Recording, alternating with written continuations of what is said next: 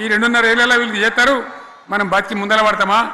అందుకోసం ప్రజానీకం, మేధావులు, తెలంగాణ ప్రజలు దయచేసి అందరూ ఆలోచన చేయాలి.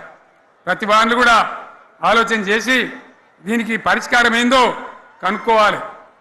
మేధావితో పనిచేయాలి, ఆవేశంతో కాదు. ఆవేశంతో మనం నినాదాలు ఇస్తే కాదు, ముళ్ళును ముళ్ళుతోనే తీయాల. యాడ ఒడగొట్టుకున్నామో గాన్నే వెతకాలి, ఎక్కడ జారిపోయిందో ఆన్నే మళ్ళీ దొరకబట్టాలి. ఆ నైపుణ్యం, ఆ స్థాయి ఇవాళ రావాలి. మళ్ళీ ఇప్పుడు ఏం చేస్తారు? మాట్లాడితే బీఆర్ఎస్ మీద బదనం. ఇక వశమైతే లేదు రాని భూములు అమ్మకానికి పెడతామట్టు. అమ్మచ్చు, అత్యవసరమైతే కొన్ని అమ్మచ్చు. ప్రజలకు అవసరం లేని ఉంటే, విలువ వచ్చేది ఉంటే, ప్రజల పనుల కోసం కొన్ని అమ్మచ్చు. కానీ ఏదమ్మాలి ఏదమ్మద్దని విచక్షణ ఉండాలి కదా. యూనివర్సిటీలు అమ్ముతారా? ఇవాళ హైదరాబాద్ యూనివర్సిటీ అమ్ముతున్నారు, రేపు ఉస్మాన్ యూనివర్సిటీ అమ్ముతారు. విలువైన భూములనే అని ఇట్లా కథం పట్టుకుంటూ పోతే ఏమైనా మిగులుతుందా? కాబట్టి ఇది పద్ధత, ప్రభుత్వం నడిపించే విధానమా? వీళ్ళు ఏ విధంగా గోల్మాలు దింపుతున్నారో దయచేసి ఆలోచించాలని చెప్పి నేను మీ అందరిని కూడా కోరుతా ఉన్నా. ఒక్కొక్క ట్రిప్పు నేను యాదగిరి గుట్టకు పోతే అలా ఎకరానికి 10 లక్షల వాల్యూ పెరుగుతుండే. మరి ఇవాళ ఏమవుతా ఉంది? ఇవాళ ఏం జరుగుతూ ఉంది? మీరందరూ కూడా ఆలోచన చేయాలని కోరుతా ఉన్నా. ఇవాళ రాజ్యం నడపచేతగాక ఎల్లెంకల పడి రాష్ట్రాన్ని ఆర్థికంగా దివాలు తీసి పిచ్చి పనులన్నీ వేసి ఇవాళ అడ్డం పొడుగు మాట్లాడుతూ ఉన్నారు. అన్ని రంగాలలో ఫెయిల్ అయిపోయింది.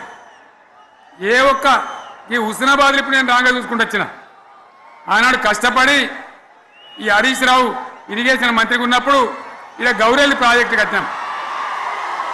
90% పూర్తయింది. గౌరెల్లి ఇరిగేషన్ ప్రాజెక్టు ప్రజలకు సంజాయించి భూములు తీసుకొని ఆనాడు తిరిగి 90% పూర్తి చేసినాం. ఏడాది అర్థమైతే తట్టడి మన్ను తీస్తాను రా. పాలమూరు పథకం 80% కంప్లీట్ అయింది. ఎందుకు దాన్ని పెండింగ్లో పెడుతున్నారు? ఎందుకు దాన్ని పూర్తి చేస్తలేరు? ఈ విధంగా చిన్న మాట, చాలా చిన్న మాట. కేసీఆర్ కిట్ పెట్టినాం, లక్షాధికారుల కోసం పెట్టినాం, కోటీశ్వర్ల కోసం పెట్టినాం. ఎవరి కోసం పెట్టినాం కేసీఆర్ కిట్టు? పేద ప్రజల కోసం, గ్రామీణ ప్రాంతాల్లో ఉండేటువంటి పేద ప్రజల కోసం పెట్టినాం. ఆడపిల్లగానే 13,000 ఇచ్చినాం, మగపిల్లగానికైతే 12,000 రూపాయలు ఇచ్చినాం.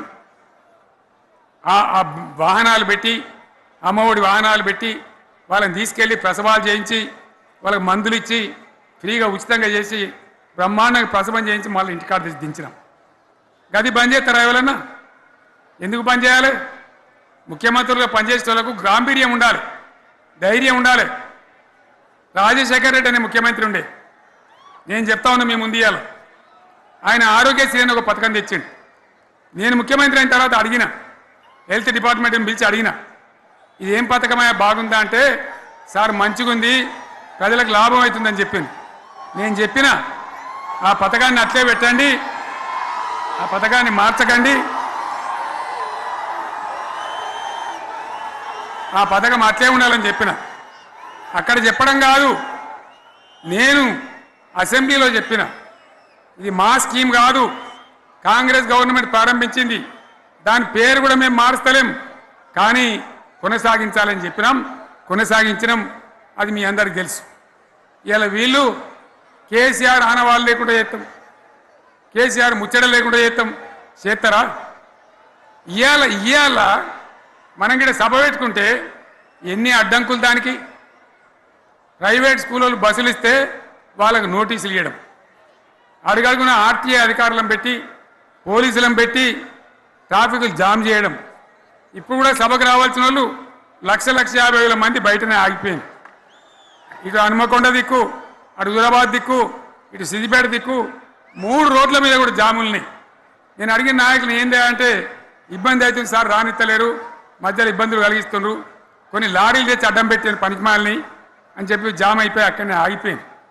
నేను అన్న ఇంకో అర్ధగంట ఆగి మాట్లాడదామంటే మా వాళ్ళంతా ఉండి, లేదు మనోళ్ళు దూరం పోవాలి, ఇక రాని వాళ్ళు ఎట్లా అందరూ మనం మాట్లాడి సభ ముగించాలని చెప్తే నేను వేదిక మీదకి వచ్చిన. ఇన్ని అడ్డంకులు ఇంత కడుపు ఆపుతారా? బీఆర్ఎస్ సభలు ఆపుతారా? ఈ ప్రభంజనాన్ని ఎవడాపుతాడు? ఆగబడితే ఆగుతుందా?